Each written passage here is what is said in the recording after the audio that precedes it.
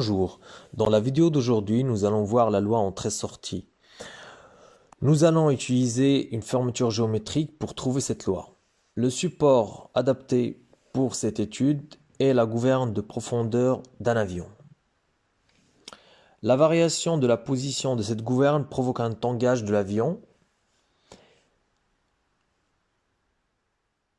et ce grâce à un vérin. Donc l'entrée et la sortie du vérin modifient l'orientation de la gouverne.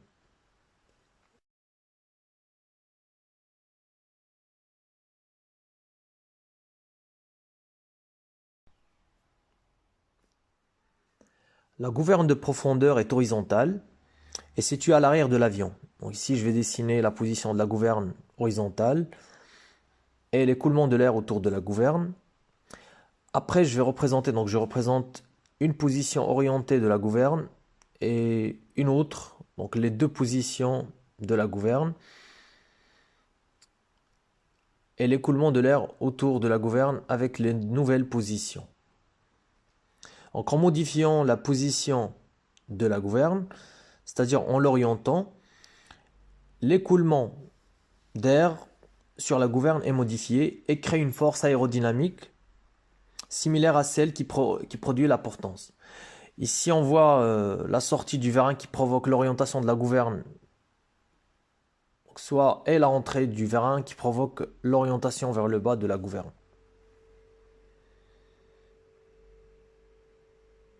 Donc ça produit une portance et cette force située à l'arrière de l'avion provoque une rotation autour de l'axe de tangage. Donc pour le cas numéro 1, on aura une orientation du nez de l'avion vers le bas. Donc soit que le nez de l'avion s'oriente vers le bas ou vers le haut, et ceci va produire un changement d'altitude de l'avion. Donc pour la position numéro 2, le nez de l'avion est vers le haut.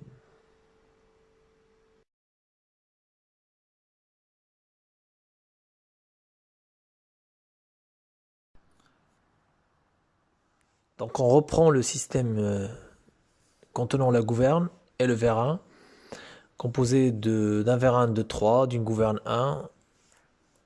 À la gouverne 1, on va lier une base B1 orientée de bêta par rapport à la base B0. Et au vérin, on va lier une base B2 orientée de l'angle phi. Et on écrit la fermeture géométrique CB, BA, AB0, B0C. Donc somme de vecteurs égale à 0. Ensuite, on remplace chacun des vecteurs par sa valeur. Donc les rayons R, la distance variable x de t et la longueur L0.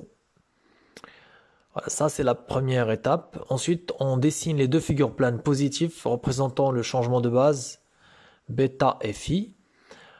Après, notre relation est projetée sur l'horizontale et sur la verticale. Donc on commence par projeter sur x0. Produit scalaire de z1 avec x0. Donc le produit scalaire est une projection. Ce qui veut dire que c'est sin de bêta. Donc R sinus bêta. Plus x de t, produit scalaire de x2 avec x0. Projection de x2 sur x0.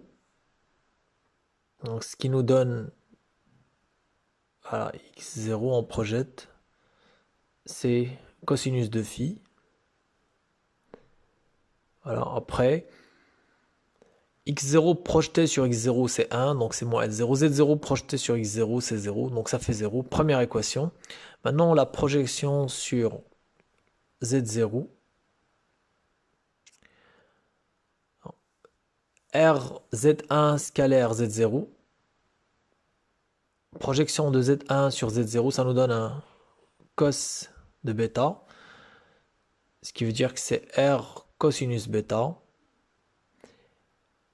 Plus x de t, x2 scalaire Z0. Donc x2 scalaire Z0. La projection de x2 sur Z0 est négatif et c'est sin phi. Donc il y aurait un moins x de t sinus de phi. x0 projeté sur z0 nul et z0 projeté sur z0 c'est 1. Voilà, nous avons deux équations A et B. Donc, à partir de ces deux équations, on va chercher à éliminer l'intrus, c'est-à-dire le x de t. Donc, on va chercher x de t cosinus de phi à partir de petit a, donc c'est L0 moins R sin bêta. Ensuite, petit b va nous donner x de t sinus de phi. Voilà, et comme on a dit, l'intrus c'est x de t, puisqu'on cherche une relation entre bêta et phi. C'est R cosinus bêta moins R. Et donc, la première chose à laquelle il faut penser, c'est de diviser l'une par l'autre pour pouvoir éliminer l'intrus x si jamais on est sur une relation qui va lier phi à bêta. Donc, on aurait tangente phi égale à R cosinus de bêta moins 1, car on a mis en facteur le R, divisé par L0 moins R sinus de bêta. Voilà. Donc, dans le cas où nous avons à éliminer le x, donc on divise.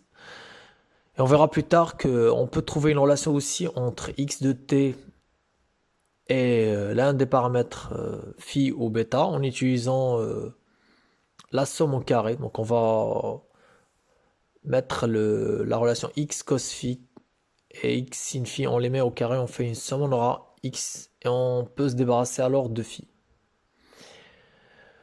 Voilà, pour l'autre méthode, donc si on veut se débarrasser de x de t, on peut remarquer d'après la relation que la projection sur la perpendiculaire à x2 va nous donner x de t illuminé. Donc on projette cette relation-là sur z2 directement. Voilà, donc produit scalaire z1, scalaire z2. Donc si on met les mêmes figures planes, les deux figures planes dans la même, on va trouver que c'est l'angle bêta moins phi qu'on va utiliser pour la projection de z1 sur z2. Ensuite, le x de t a été projeté, donc il est nul en projection sur z2. Après, il reste projection de x0 sur z2. Donc c'est sinus de phi. Et projection de z0 sur z2, c'est cosinus de phi. Après, on peut remplacer cos bêta moins phi par cos bêta cos phi et sin bêta sin phi. Donc voilà, cos bêta cos phi. Et après, plus R sin bêta sin phi. Moins L0 sinus de phi moins R cosinus de phi égale à 0.